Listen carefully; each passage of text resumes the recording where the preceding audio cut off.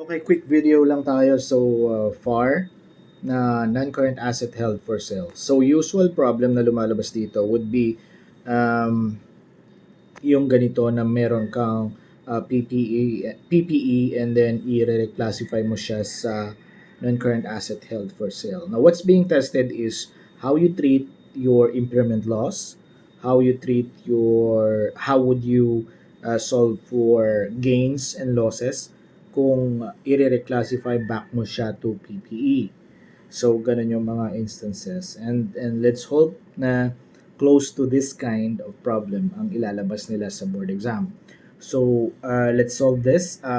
I was able to come up with a structure na makakatulong para ma-remember mo kung paano to i-solve, no? Kasi madali lang naman magkamali, especially close lang yung mga figures, no? So, yun. Along the way, i-explain ko na lang. Let's just solve this problem, no? So, ang sinabi niya dito, meron asset na 10.2 million. It's a machinery. Joshua D. Pogi Company. It's a logistics company. Purchased a heavy equipment or heavy machinery on January 1. So, 2024. Lagay ko na dito January 1, 2024 or January 2024. All right. And then the machinery would depreciate straight line method over a 10-year life. The machinery can be sold for may residual value siya, no? So solving ko na yung residual value or sorry, yung depreciation. So ano naman ito? That's 10.2 million. 200, tanggalin natin yung residual value, you would come up with 10 million divided ka ng 10-year life, 10 years. So that would be 1 M per year na depreciation. Okay. Alright, December 31, 2025. Punta tayo ng December 2025. Okay, so ni-reclassify niya as asset held for sale. During that time, the fair value is 7.2 and less cost to sell of 2 million. So, alam mo na to, you will have to compare yung carrying amount niya at the time of reclassification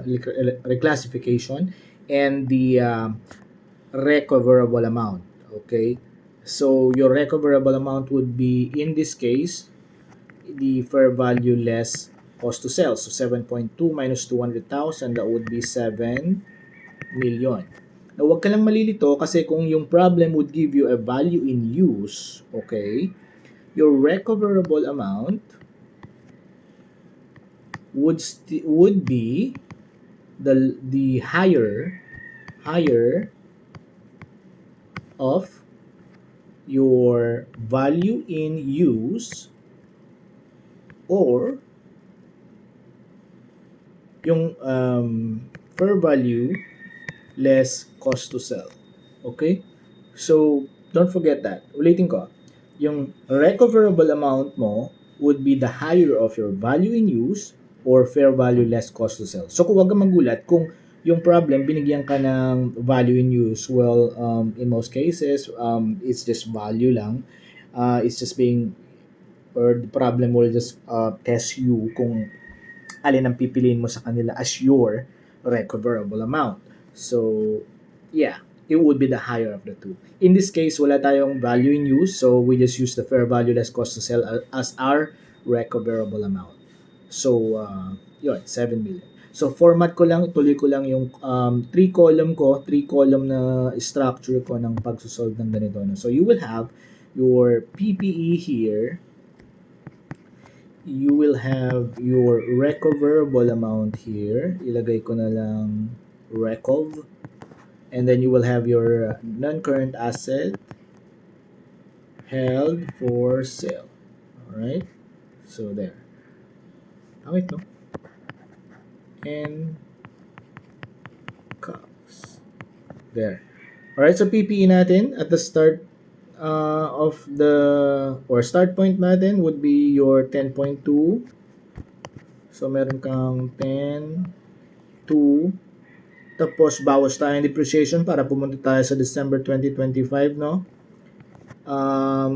Bale 2 taon. Kung mapapansin mo, January 2024 going to January 2025, that's 1 year.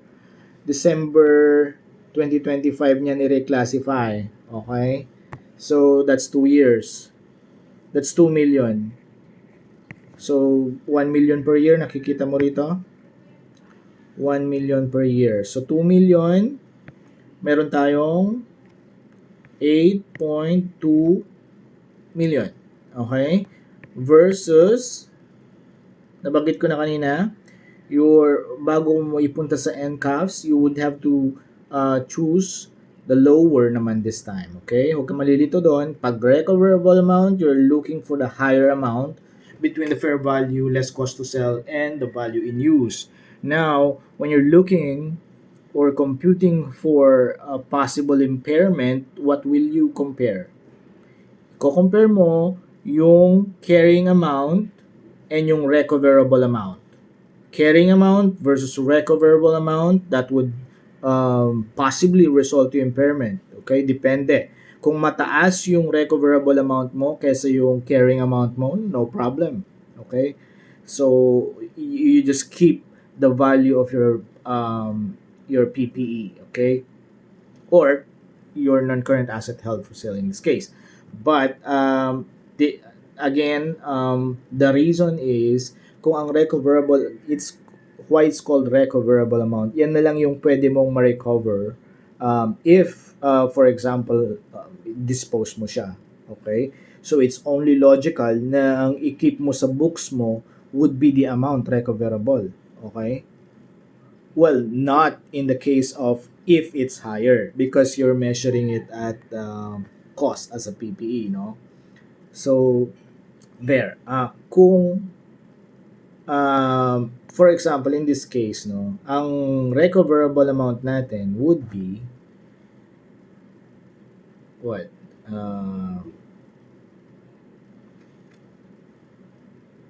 7 million. Yan, 7 million. Okay? So, ibig sabihin, we have an impairment of minus 7 million. That's 1.2 million. So, kunin na natin dito yung number 1 natin. That's 1.2 million as your impairment loss. Now, what will be the carrying amount of your non-current asset held for sale? Ang non-current asset held for sale mo would be the lower of the two na kinompare mo. So, in this case, you would be 7 million. Okay? Alright? So, ganun lang siya. Meron ka ng impairment. Now, the next question is, what's the measurement of machinery upon its reclassification back to PPE? Alright, so pumunta naman tayo dun sa kung kailan niya ni-reclassify back to PPE. So, the idea of this column ng PPE is just you continue depreciating kasi meron kang tinatawag na as if value. No, so ang yung as if carrying amount mo would be the carrying amount if there was no reclassification na nangyari. Okay? So, just ganun lang siya kasimple. So, parang i-continue mo lang siya i-depreciate, no? So, December 2028. So, ilang taon yan? 2025, 26, 27, 28. So, 3 taon. So, 3 taon na depreciation na ibabawas natin, we get the carrying amount. So, that would be 3 million. Okay? 3 million, magkakaroon tayo ng carrying amount na 5.2 million. Okay? This is the as if amount. Okay? So, as if. Record tayo ng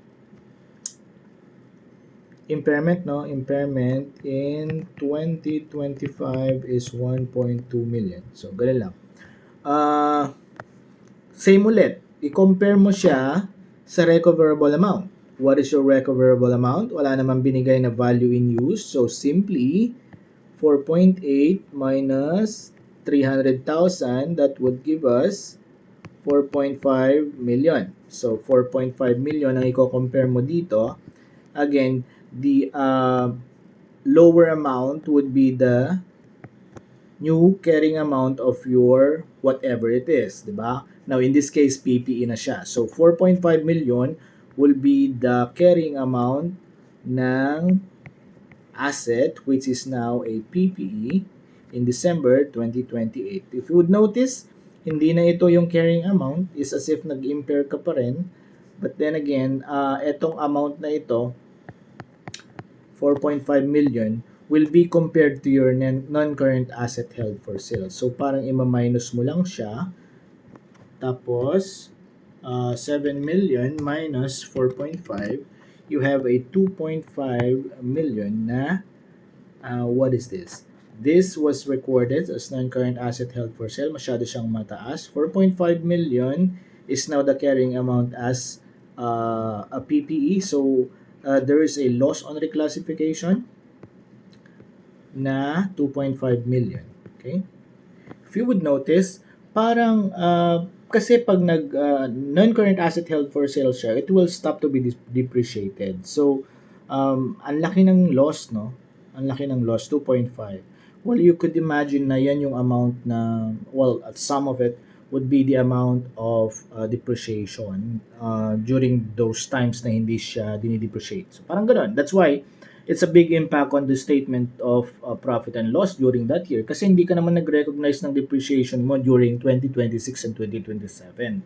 So, somehow, ganun yung core idea. Baka iniisip mo saan nanggagaling to. And laki naman ng loss, di ba? So, ganun siya. Alright, so, now our answers dito sa problem, we have a 2.5 loss and we also have a, what's this? Ito yung 4.5 na to will be the carrying amount of the new asset. Or, no, sorry, not. The PPE, okay? So, hindi na siya non-current asset held for sale, PPE na siya, but the amount is 4.5 million, okay?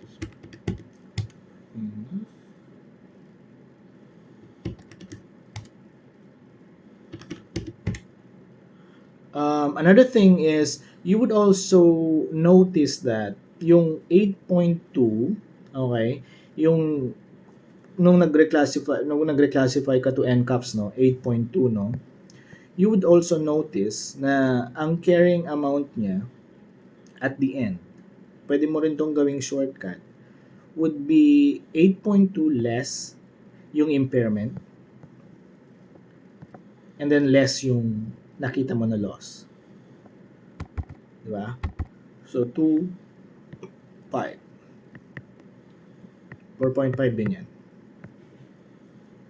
Yan. So, kita mo yung relationship nila.